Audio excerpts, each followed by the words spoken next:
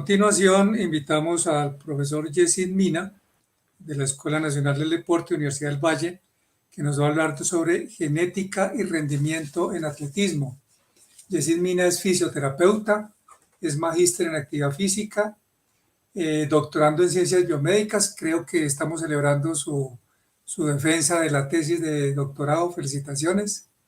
Coordinador del Semillero MEDES, docente e investigador de estudios aplicados al deporte en la Escuela Nacional del Deporte e investigador del Laboratorio de Biología Molecular y Patogénesis de la Universidad del Valle. Doctor Yesid, muchísimas gracias por su colaboración. Bienvenido. El micrófono es suyo. Muchas gracias. ¿Me confirman si ven la presentación?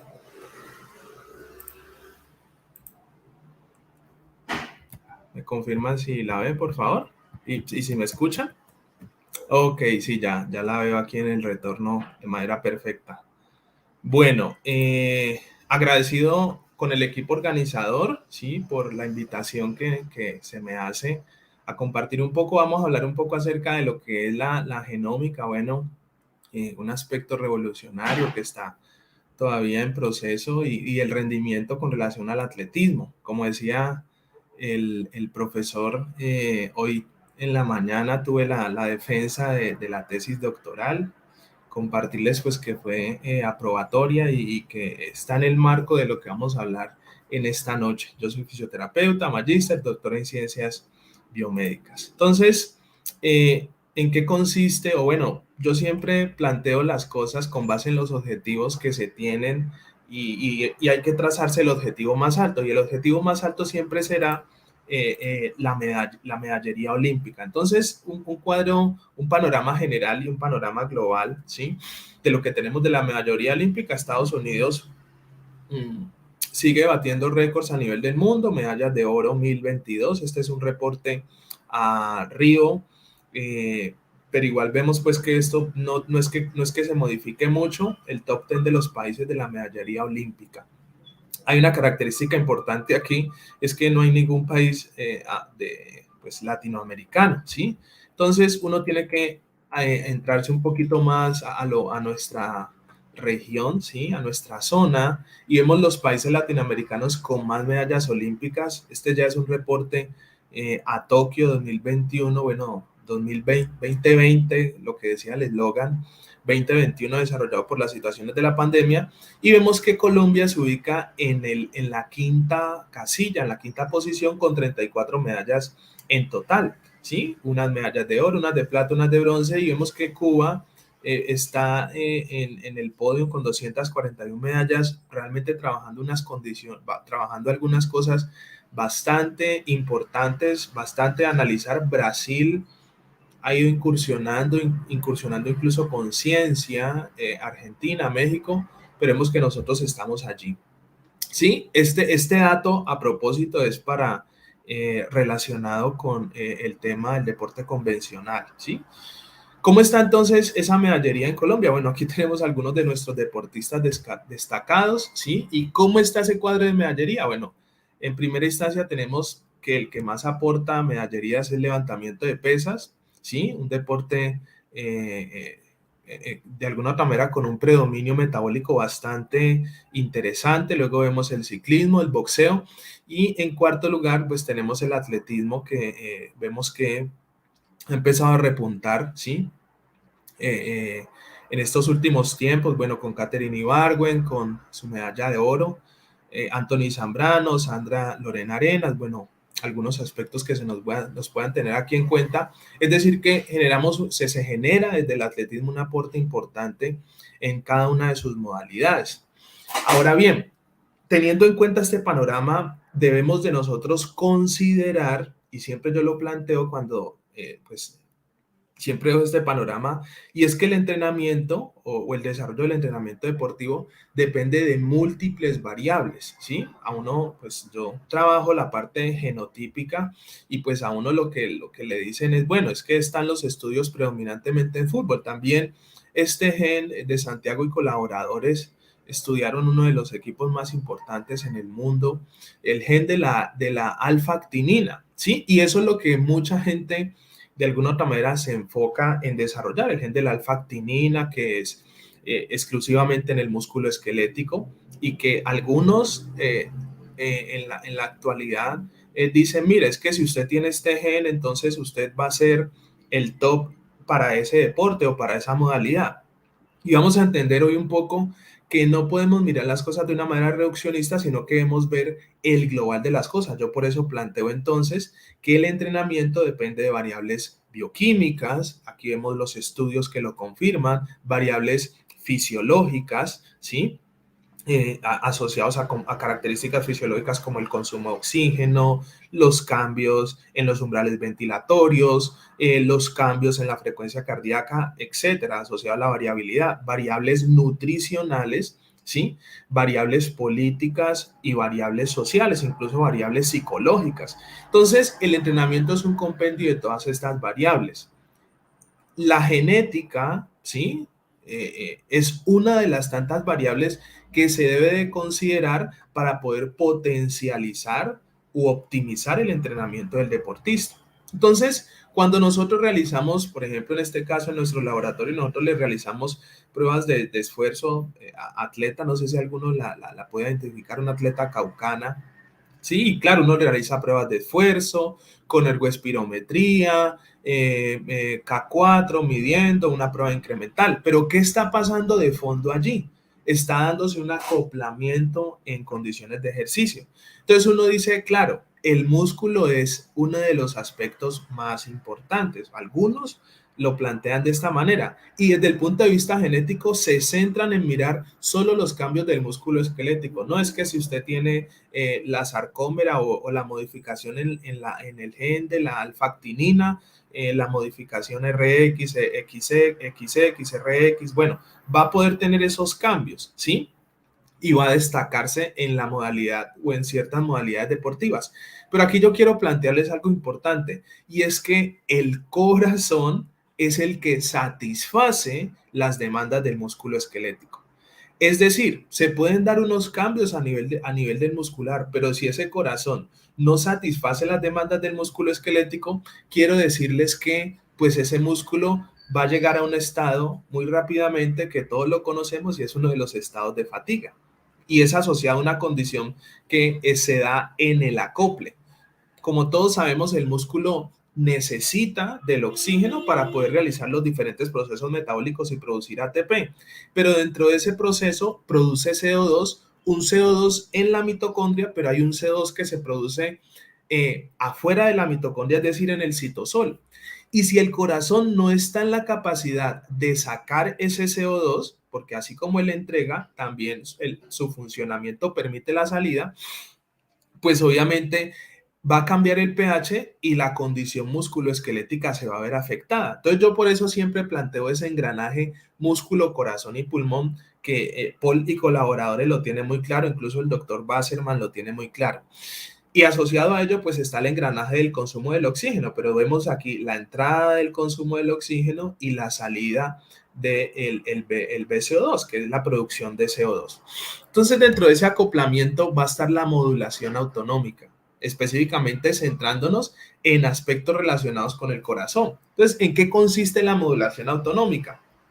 Y yo se los planteo desde este componente fisiológico para que vamos entendiendo los cambios genómicos que se van a dar en el corazón o que son importantes tener en cuenta en el corazón en un atleta y en un atleta de alto rendimiento independiente de de su modalidad deportiva. Claro, porque van a haber atletas en los que ya vamos a entender que van a predominar algunas cosas y en otros otras. Esas son las adaptaciones, pero esas adaptaciones se enmarcan o una de ellas se enmarca en el componente de la modulación autonómica. Entonces, nosotros, ¿qué tenemos aquí? Tenemos el sistema nervioso autónomo, el control simpático, perdón, el control parasimpático y el control simpático. Predominantemente el control parasimpático me va a disminuir la frecuencia cardíaca. Un aspecto que va a predominar en todo ser humano, ¿sí? El aspecto parasimpático, pero en el deportista necesitamos que cobre gran relevancia. Y yo necesito asociado a ello que también predomine el control simpático, pero necesito un aspecto importante, que pase rápidamente del control parasimpático al control simpático. Mucha gente dice, no, es que lo parasimpático es lo mejor. Momento, es donde se necesite. No es que el simpático es lo mejor. Un momento, donde se necesite, es decir, en el estado en el que se necesite. Yo muchas veces necesito que el deportista, o en un momento del desarrollo de la competencia, yo necesito que el deportista tenga un control parasimpático alto. ¿Por qué? Porque ahí consumo menos ATP, porque tengo efectos cronotrópicos negativos, es decir, disminución de la frecuencia cardíaca, disminución de la contractilidad, ¿sí? Menor actividad, ¿sí? En el consumo del oxígeno, porque lo que se viene, yo sí necesito un adecuado control simpático. Ahora bien, yo necesito que pase rápidamente del parasimpático al simpático, es decir, aumentar la frecuencia cardíaca, aumentar la fuerza de contracción, aumentar la velocidad con que los estímulos pasan del nodo sinoauricular al nodo auriculoventricular, que serán el marcapaso primario y secundario, mediado por unos neurotransmisores, ¿sí? A nivel simpático, y a nivel del vago, pues mediado igual al sistema nervioso autónomo, al nodo sinoauricular, marcapaso primario, y al nodo auriculoventricular, mediado por la acetilcolina. Todo esto asociado al control medular, ¿sí? Y en los vasos sanguíneos yo voy a tener unos efectos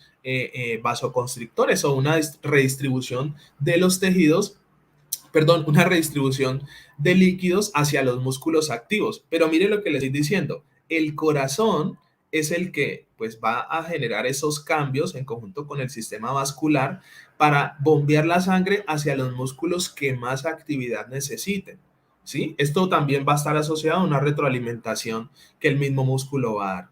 Entonces, yo puedo analizar esos cambios a través de la variabilidad de la frecuencia cardíaca. Y me centro en el corazón porque el corazón satisface las necesidades del músculo. Entonces, durante una prueba, ¿sí? Pues uno mide la frecuencia cardíaca en un deportista, los intervalos RR, algo que nosotros hacemos con un programa que es el Cubius Premium. Es un programa que pues hay que licenciarse uno, generar un pago para poder acceder a él y hacer una cantidad de análisis fisiológicos que pues no vamos a profundizar en ellos porque el tópico de esto es hablar de la parte genómica. Entonces se realiza una prueba, ¿sí?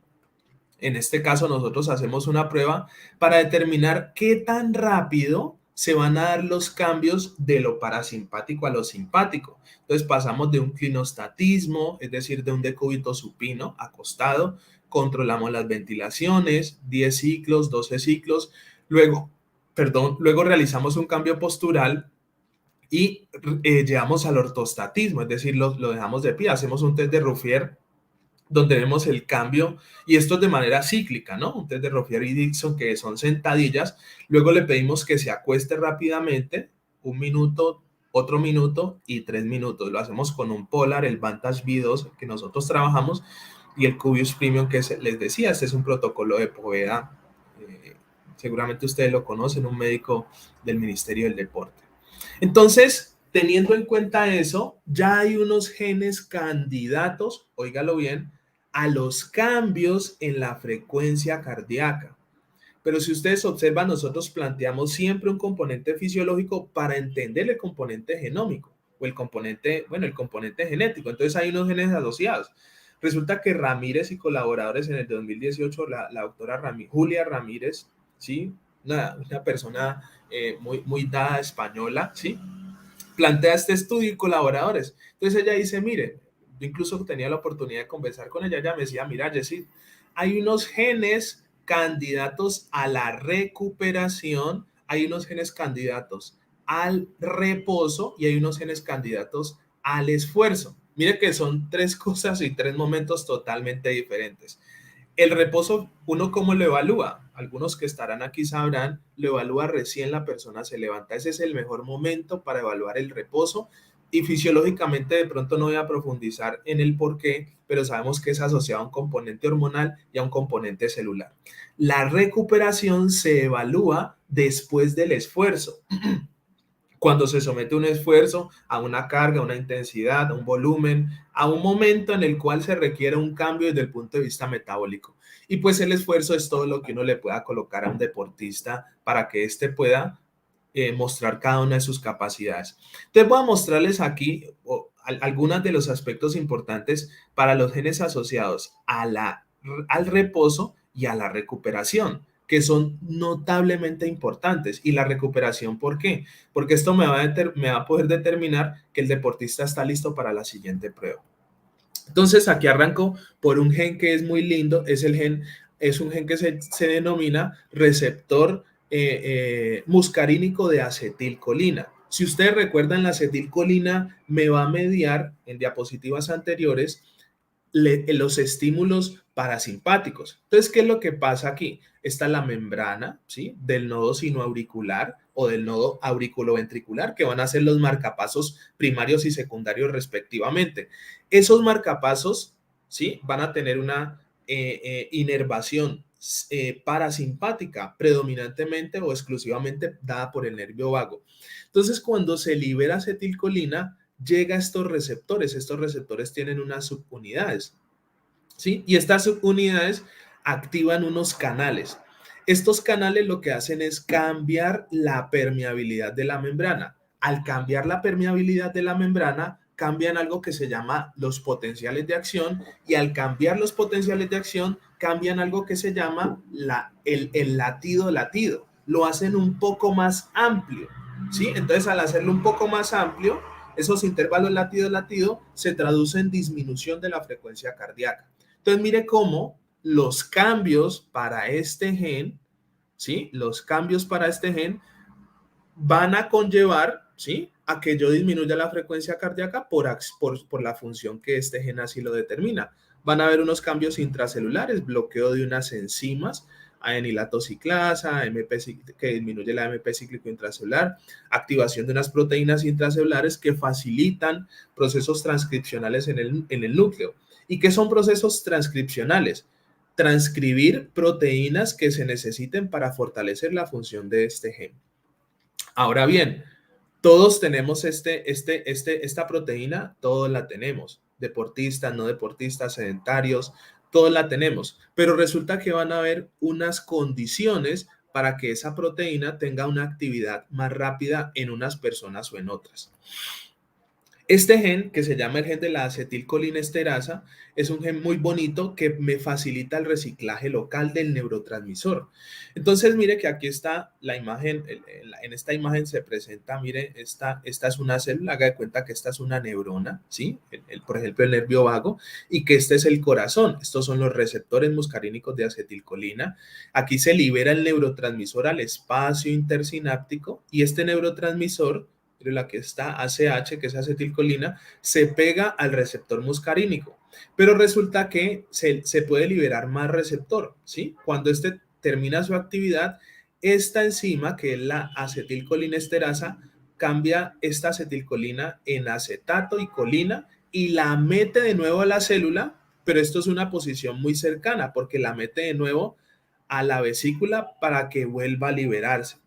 Esto se llama, este ciclo se llama un reciclaje local. Fisiológicamente ya está descrito. Y es mucho más rápido que traerse una vesícula llena de acetilcolinas desde el soma de la neurona, que el soma de la neurona está muy lejano del órgano diana, que en este caso sería el nodo sinoauricular con cada uno de sus receptores. Entonces esto me va a generar algo que se llama la optimización, o sea, en cuestión de tiempo, y ustedes que en atletismo son expertos en ese tema, pues va a ser mucho más rápido meter este neurotransmisor por esta ruta que traerlo desde el soma, porque es una distancia bastante, desde el soma, que es una distancia bastante lejana, ¿sí? Entonces, lo que nosotros tenemos ahora asociado a ello es el gen RGS6, que este es un gen que va a bloquear la actividad del receptor muscarínico. ¿Y por qué la bloquea la actividad del receptor muscarínico? Porque yo voy a necesitar un equilibrio simpático y parasimpático. Entonces yo siempre, perdóneme que me devuelva, yo no siempre voy a predominar con esta actividad, ¿sí? Sino que necesito en algunos momentos bloquear. Entonces, cambios en el RGS me van a impedir que se den cambios en la frecuencia cardíaca. Entonces, ¿cuál sería el objetivo? Identificar los polimorfismos asociados con la modulación autonómica en un grupo de atletas. ¿Qué es un polimorfismo? Bueno, resulta que aquí voy a tenerme un poco, ¿sí? En la imagen lo representa, resulta que está el ADN, ¿sí? Entonces, el ADN va a tener unos nucleótidos. Entonces, los nucleótidos van a ser adenina, citosina, timina, guanina. Y cada uno va a tener un par. Muchos sabemos que el ADN es una doble cadena, ¿sí? Entonces, aquí hay una cadena y aquí hay una cadena o una doble hebra. Un polimorfismo, ¿sí? Un SNP, es un cambio en un nucleótido. Entonces, como para que ustedes me puedan comprender, permítanme decirle lo siguiente, haga de cuenta que este es el gen de una persona sedentaria y este es el gen de un deportista, en este caso de atletismo, un cambio polimórfico, ¿sí? Que se da en un atleta. Entonces, esta persona va a tener esa función, pero esta persona, que en este caso este es el deportista, va a tener la función más optimizada. ¿De qué? De los genes que previamente les describí. Ahora bien, yo solo les mostré solo 3 genes, pues por temas de tiempo y porque uno no puede abordar todos los genes, pero para que tengamos un contexto de los cambios, y ahora bien les explico que son los genes que tienen una mayor representatividad dentro de los cambios de la modulación autonómica. Y yo me centro, o mi formación desde el punto de vista genómico se ha centrado en estudiar el corazón, porque he entendido fisiológicamente que el corazón satisface las demandas del músculo esquelético, como les había mencionado antes, sin querer decir que el músculo no sea importante. Entonces, lo que nosotros hemos hecho, por ejemplo, es seleccionar un grupo de atletas con unas edades de 14 y 25 años, le hemos extraído sangre, hemos hecho extracción del DNA, hemos hecho secuenciación del genoma, ¿sí? Hemos secuenciado su genoma, un análisis bioinformático, por supuesto, todo esto con todos los comités de ética posibles y manteniendo cada una de la integridad de las personas, porque el objetivo es potencializar, ¿sí? Estas condiciones e irlas analizando paulatinamente y por supuesto en conjunto con todos los procesos de entrenamiento en las fases necesarias sin afectar los ciclos y las condiciones como tal. ¿Qué resultados nosotros hemos obtenido de ello? Hemos encontrado que todos esos genes que yo les acabo de mencionar, por lo menos el H, el CHRM2, el SOC5, algunos de entre ellos el RGS6, interactúan con otros genes. Por eso es que uno no puede tener una visión reduccionista y sería yo muy atrevido en decirle, no, es que el que tiene la modificación del CHRM2 ya va a ser el deportista, el que se va a recuperar más rápidamente, o el que tiene el reciclaje local más rápido del neurotransmisor y va a disminuir la frecuencia cardíaca más rápidamente, porque los genes interactúan, mira aquí están, con un pool de genes asociados a ellos. Esto es una red de modulación autonómica desde el punto de vista genómico. Ahora bien, hay unas funciones asociadas a estos genes. Por ejemplo, cambios en el potencial de acción de las células cardíacas. Entonces, mire que lo que hemos venido hablando está en consonancia con la función cardíaca que satisface las demandas del músculo esquelético. Cambios en la celularidad cardíaca, regulación de la frecuencia cardíaca y un componente, cambios a nivel extrínseco de la membrana celular.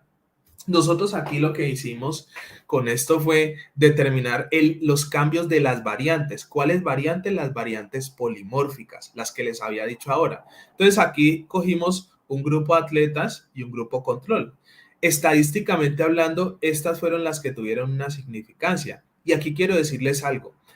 Esas variantes polimórficas están numeradas. Como son tantas, pues mire la numeración. Entonces está la RS32, 46, 40.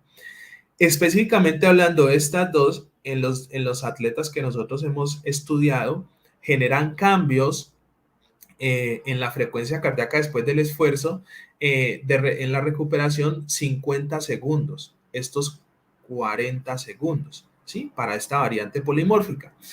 Vuelvo y repito, no quiere decir que el que la tenga se va a ganar la medalla de oro, pero se le puede generar optimización de las cargas de entrenamiento, de los volúmenes, de las intensidades para ese deportista, porque uno tiene que mirarlo de manera individual. Y otra condición que nosotros analizamos fueron el componente asimétrico de la frecuencia cardíaca de ellos. Entonces tenemos que hay un componente de asimetría en la frecuencia cardíaca, en las fases que yo les había mencionado ahora, Y fases y condiciones asimétricas cercanas a 50 nos permiten determinar unos cambios más marcados, es decir, más rápidos de aceleraciones y desaceleraciones de la frecuencia cardíaca. Esas aceleraciones y desaceleraciones se traducen en actividad simpática y en actividad parasimpática. Entonces vemos como en la fase 8 nos van a determinar esa condición que va a ser obviamente muy importante y preponderante dentro de los resultados mostrados. ¿Qué conclusiones yo les puedo presentar aquí? Primero, que las variantes polimórficas sí son importantes en la condición deportiva porque la disminución de la frecuencia cardíaca va a ser preponderante en reposo y, por supuesto, después del esfuerzo. Identificar estos SNP en un grupo de atletas, pues obviamente es fundamental porque puede optimizar las cargas o el proceso de entrenamiento, que es lo que uno finalmente quiere. Y esto también nos permite orientar el recurso que en Colombia se tiene con relación a los atletas. Nosotros siempre hemos planteado incluso pues el equipo de trabajo, porque pues esto no es solo Yesid, hay un grupo de trabajo, hay unos médicos del deporte, unos biólogos, yo estoy allí también apoyando en este proceso.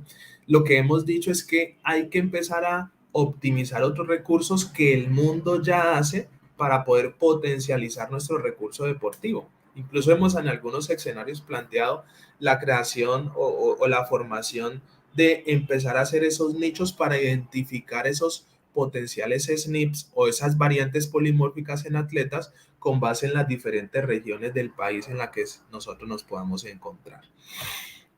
Con esto cierro la presentación. Muchas gracias. Quedo atento a sus preguntas y a sus observaciones.